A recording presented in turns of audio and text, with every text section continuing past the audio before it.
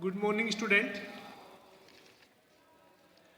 12th class RBSC के लिए जो चैप्टर 8 है उसके बारे में हमने कल की क्लास के अंदर चुंबकीय क्षेत्र से संबंधित कुछ परिभाषाओं का अध्ययन किया था, जैसे कि चुंबकीकरण क्या होता है, चुंबकन तीव्रता क्या होती है। इसके अलावा हमने चुंबकन क्षेत्र के बारे में भी बात की थी, चुंबकीय पारगम्यता, निरपेक्ष पारगम्यता के बारे में। और जो हमारा अंतिम टॉपिक था जिसको हमने कल की क्लास में डिस्कस किया था वो था हमारा क्यूरी टेम्परेचर और क्यूरी का नियम। क्लियर। अब देखिएगा आज का जो टॉपिक है चुंबकीय शैथिल्य।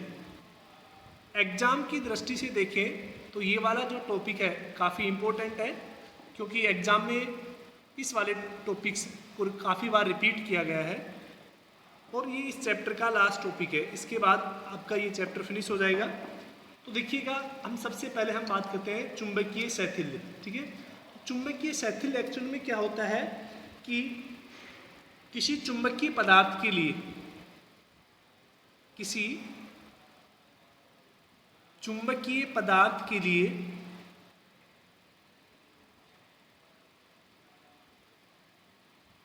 चुंबकन क्षेत्र, चुंबकन क्षेत्र यानी जिसको हम किससे लिखते हैं H से, तथा चुंबकन तीव्रता जिसको हम किससे लिखते थे I से लिखते थे। ठीक है, यानी किसी भी चुंबकीय पदार्थ के लिए चुंबकन क्षेत्र तथा चुंबकन तीव्रता के मध्य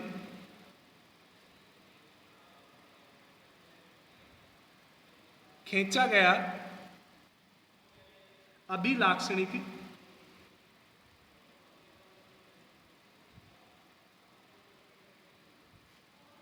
बंद वक्र शैथिल्य कहलाता है। शैथिल्य वक्र कहलाता है। तो देखिएगा जो चुंबकीय शैथिल्य वक्र है वो एक्चुअल में किस किस भौतिक राशियों के बीच में खींचा जाता है। चुंबकन क्षेत्र H और चुंबकन तीव्रता I के मध्य जो ग्राफ होता है उसको हम क्या बोलते हैं, चुंबकन शैथिल्य। अब देखिएगा इस ग्राफ की अगर हम बात करें तो वो ग्राफ कैसे खींचा जाता है उसके बारे में हम बात करेंगे। तो शैथिल्य जो ग्राफ है, आरेख, वो कैसे होता है उसके बारे में बात करेंगे। अब देखिएगा मान लेते कि किसी ग्राफ के अंदर अगर हम एक्स के ऊपर, ये हमारा एक्स एक्सिस हो गया, एक्स एक्स के ऊपर किसको दर्शाते हैं हम, एच को दर्शाते हैं। ठीक है ना।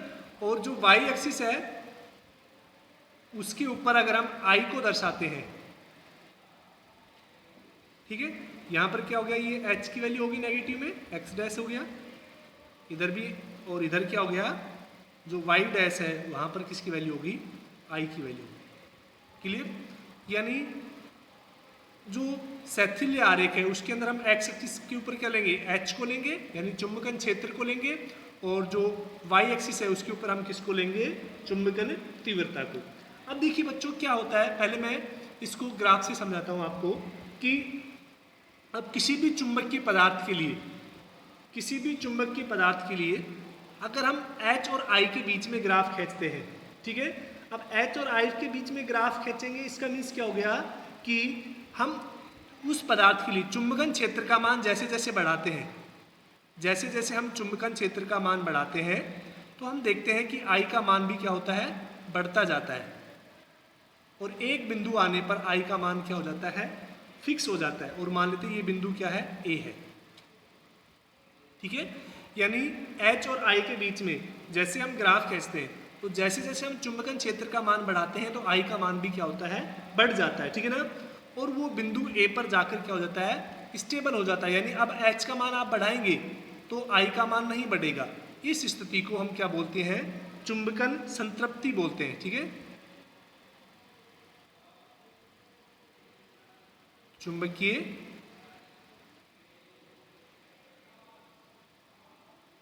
यानी मैग्नेटिक सैचुरेशन। तो बच्चों मैग्नेटिक सैचुरेशन क्या होता है कि जब चुंबकन क्षेत्र का मान बढ़ाने पर चुंबकीय तीव्रता का मान नहीं बढ़ता है, उस स्थिति को क्या बोलते हैं, हम चुंबकन संतृप्ति बोलते हैं। क्लियर। अब देखिएगा हम क्या करते हैं कि जैसे ही ये सैचुरेशन स्टेट होगी, अब इसके बाद हम धीरे धीरे क्या करते हैं, H के मान को कम करते हैं। ठीक है ना, H के मान को हम वापस से कम करते हैं।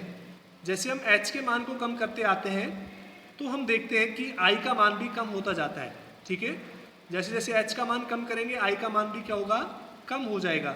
लेकिन यहाँ पर देखिएगा, इस बिंदु पर देखिए, इसको हमने मान लिया B बिंदु। B बिंदु पर देखिएगा कि H का मान कितना हो गया, 0 हो गया, क्योंकि Y एक्सिस पर इस H का मान कितना हो गया, 0 हो गया, लेकिन I का मान कुछ बचा हुआ है।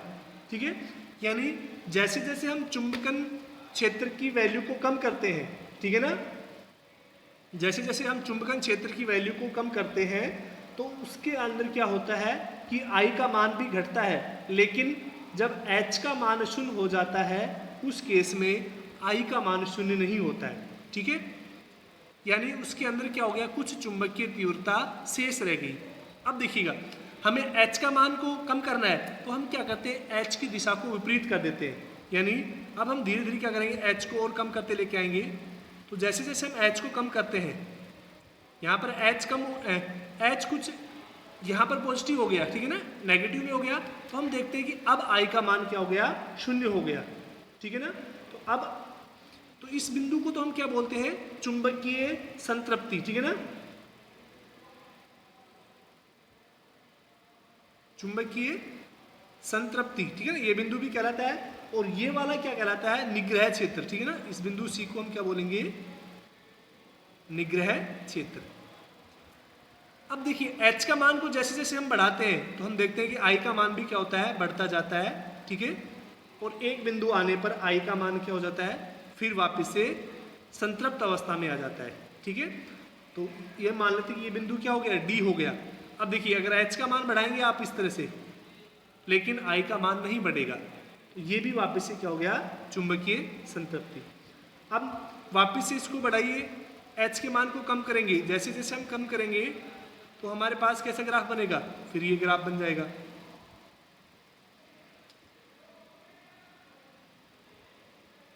तो बच्चों इस तरह से आपके पास एक ग्राफ आएगा, इसको हम क्या बोलते हैं, BH कर्व बोलते हैं। ठीक है ना, इस बिंदु को हम ये मान लेते हैं। ठीक है, इसको हम क्या बोलते हैं, BH कर्व। तो देखिएगा मैं इसको लिखवा रहा हूँ, मतलब कि कैसे पेज। तो देखिएगा BH कर्व के अंदर पहला हम लिखते हैं, पहले पॉइंट से हम स्टार्ट कर रहे हैं कि कैसे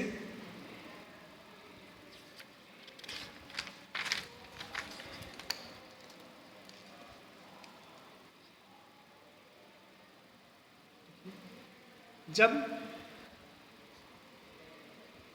किसी चुंबकीय पदार्थ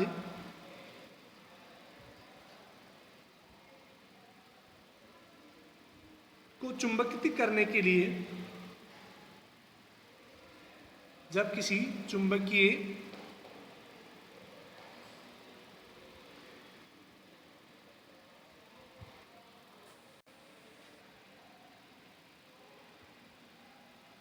पदार्थ को चुंबकित करने के लिए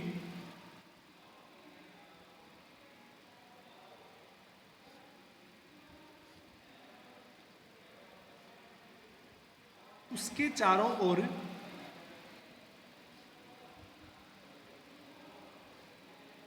एक कुंडली लपेट दे, एक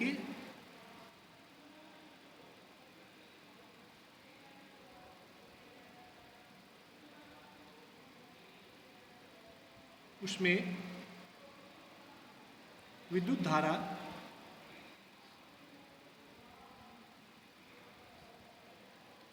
की जाती है। तो देखिए क्या होता है, उसमें विद्युत धारा की जाती है तो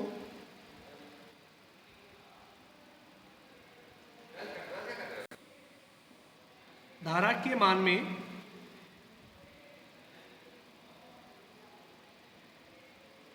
वृद्धि करने पर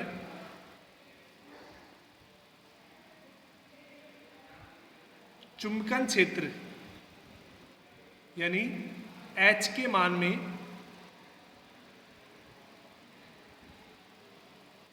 में भी वृद्धि होती है।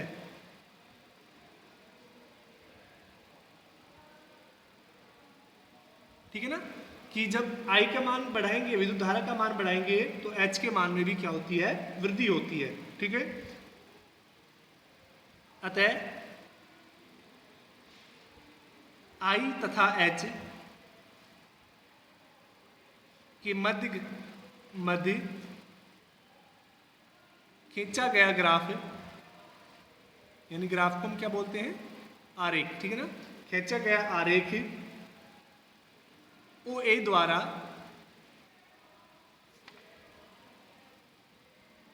दर्शाया गया है। यानी जो शुरू में हमने ग्राफ खींचा है, किसके बीच में, H के और I के बीच में, ये ग्राफ है किसके द्वारा दर्शाया गया है, OA के द्वारा। ठीक है ना, अब बच्चों देखिएगा इस ग्राफ में क्या होता है कि बिंदु 1 के पश्चात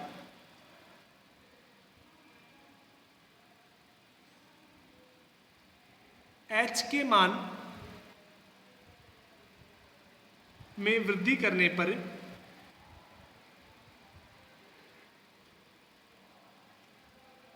I का मान स्थिर रहता है।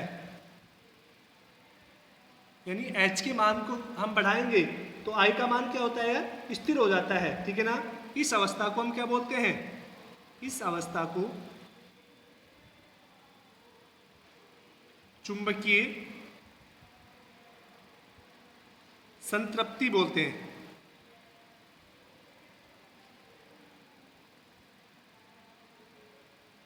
ठीक है ना, तो इसको क्या कहते हैं हम, चुंबकीय संतृप्ति। यानी जैसे जैसे हम मान बढ़ाएंगे तो एक के बाद क्या होगा कि अगर आप H का मान बढ़ाएंगे तब भी I का मान नहीं बढ़ेगा, I का मान इतना ही फिक्स रहेगा। तो इस अवस्था को हम क्या बोलते हैं, चुंबकीय संतृप्ति बोलते हैं। ठीक है, तो चुंबकीय संतृप्ति क्या होता है कि वह BH कर्व का वह भाग जिसके अंदर अगर हम चुंबकन क्षेत्र को तो बढ़ाएं लेकिन चुंबकीय तीव्रता का मान नहीं बढ़ता है, उसको हम क्या बोलते हैं, मैग्नेटिक सैचुरेशन यानी चुंबकीय संतृप्ति बढ़ते हैं। ठीक है, अब देखिएगा हमने क्या किया है, अब H के मान को वापस से हम कम करते लेके आ रहे हैं। ठीक है ना, H के मान को कम करेंगे तो देखिए क्या होता है कि सेकंड पार्ट हम वापस से रिपीट करें। अब यदि H के मान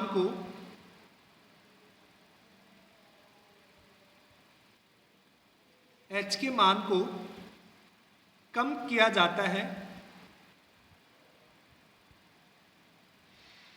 तो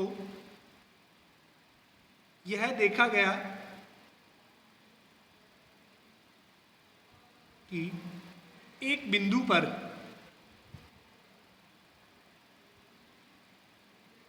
जब H का मान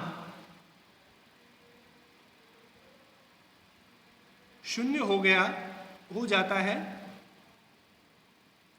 तो I का मान अशून्य रहता है।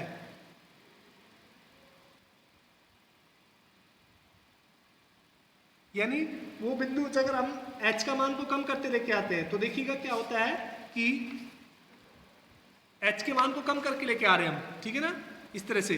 तो यहां पर देखिएगा इस बिंदु पर H का मान 0 हो गया लेकिन I का मान क्या है, कुछ बचा हुआ है, ये वैल्यू। ठीक है ना, तो H का मान तो 0 हो जाता है लेकिन I का मान अशून्य रहता है। ठीक है ना, जिसे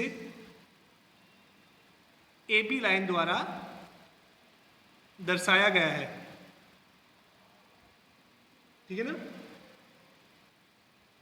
अब देखिएगा यदि H का मान और कम किया जाता है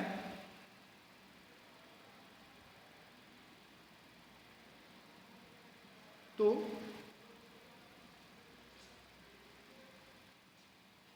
H के मान में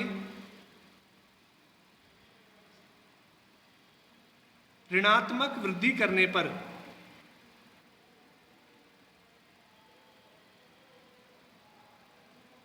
I का मान भी बढ़ने लगता है। अब देखिएगा, हम क्या कर रहे हैं कि जो h का मान है उसमें हम ऋणात्मक वृद्धि कर रहे हैं, ऐसे से नेगेटिव लेके आ रहे हैं, ठीक है, ऋणात्मक में लेके आ रहे हैं, ठीक है। तो हम देख रहे हैं I का मान भी क्या होता है, ऋणात्मक में बढ़ने लग गया। h का मान ऋणात्मक में जैसे जैसे हम कम कर रहे हैं तो I का मान भी क्या होता जा रहा है, कम होता जा रहा है, ठीक है ना। तथा बिंदु D पर जाकर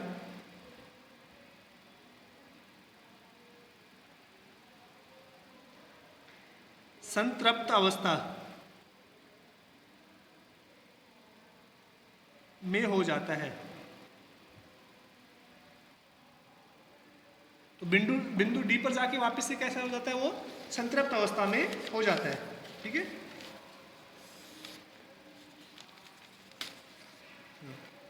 अब इसी को वापस से रिपीट करें, यदि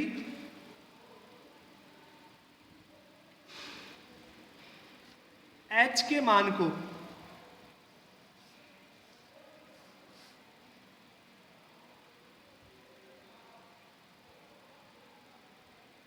पुनः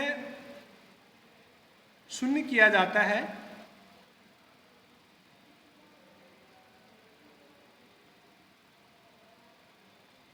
तो I का मान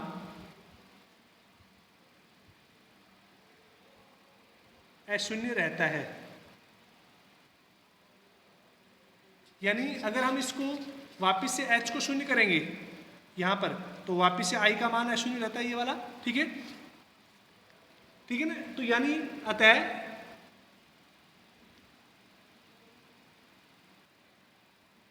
IH कर्व खुद को पुनः नहीं दोहराता है।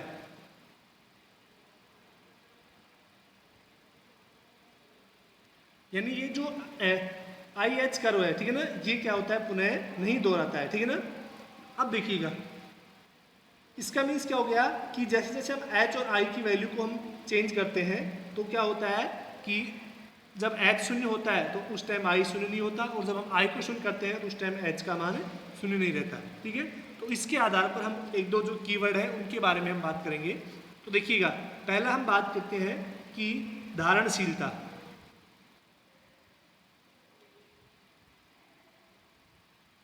धारणशीलता या इसी को हम क्या बोलते हैं, शेष या अवशेष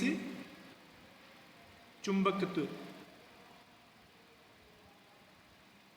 धारणशीलता या अवशेष चुंबकत्व क्या होता है कि वह चुंबकन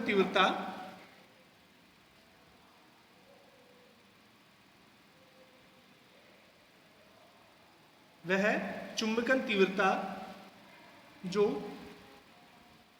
चुंबकीय पदार्थ में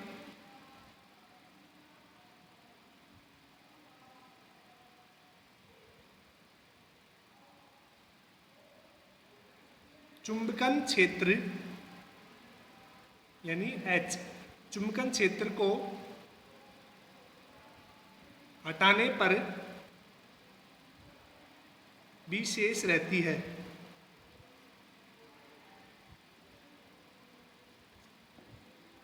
ठीक है, उसे धारणशीलता कहते हैं।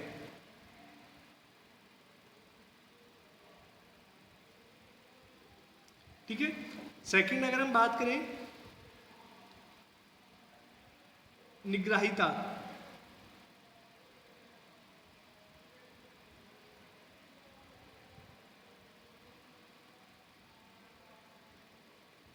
कोरोसिविटी, ठीक है ना, विपरीत चुंबक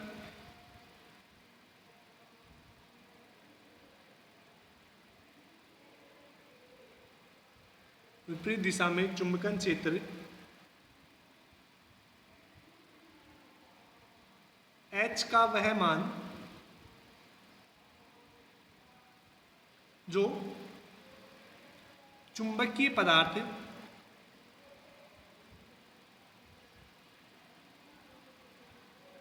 में चुंबकन तीव्रता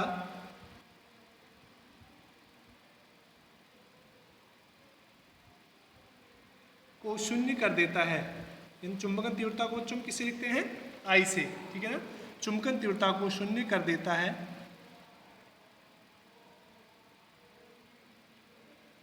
उसे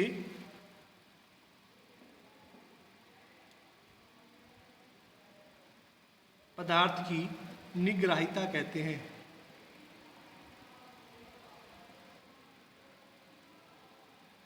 यानी विपरीत दिशा में H का वो मान, ठीक है ना, जहां पर I का मान कितना हो जाता है? शून्य हो जाता है, उसको हम क्या बोलते हैं? निग्राहिता। ये होगी निग्राहिता हो गई। क्लियर? ठीक है। नेक्स्ट, अगर हम जो नेक्स्ट कीवर्ड है उसकी बात करें, शिथिलता।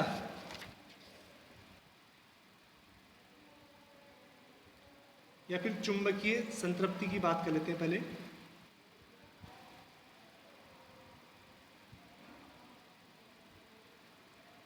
चुंबकीय संतृप्ति क्या होती है? चुंबकन क्षेत्र का वह मान जो चुंबकीय पदार्थ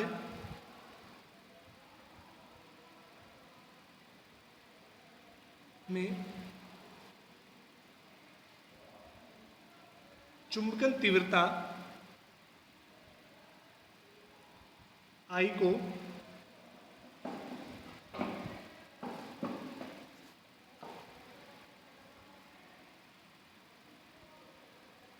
वृद्धि नहीं होने देता,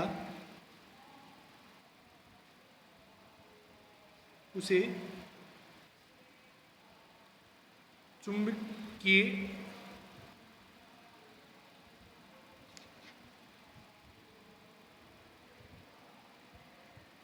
संतृप्ति कहते हैं।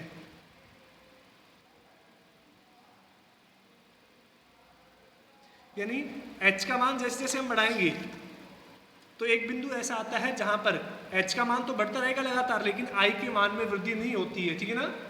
उसको हम क्या बोलते हैं? चुंबकीय संतृप्ति बोलते हैं, ठीक है ना। नेक्स्ट है शिथिलता, ठीक है ना।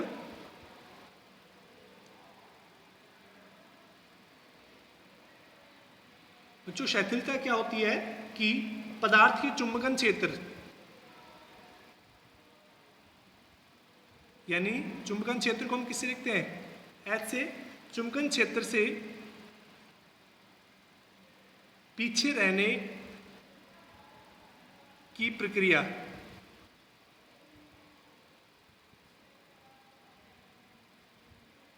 चुंबकीय शिथिलता कहलाती है।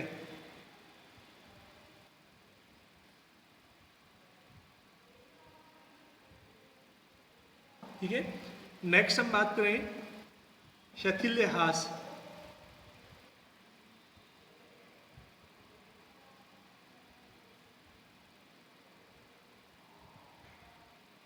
देखिए शिथिल्य ह्रास क्या होता है कि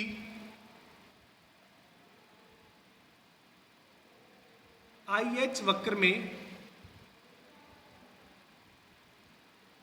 चुंबकन व विचुंबकन प्रक्रिया में ऊर्जा की हानि होती है।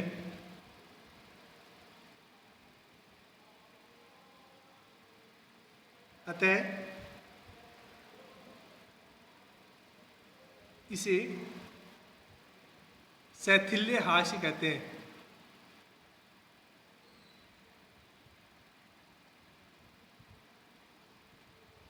ठीक है। तो जो ये था चुंबकीय क्षेत्र के लिए, ठीक है ना। अब देखिएगा, इसमें एक दो नोट हैं जो आपको याद रखने हैं। कैसे? पहला,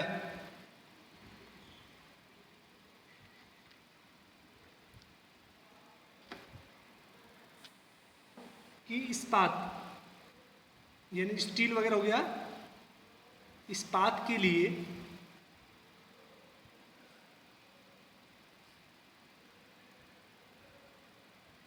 शैथिल्य वक्र का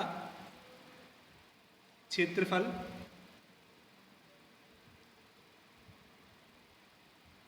अधिक होता है। सेकंड अगर हम बात करें कि कच्चा लोहे के लिए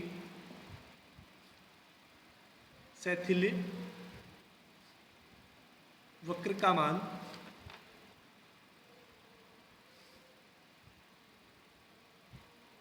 क्षेत्रफल का मान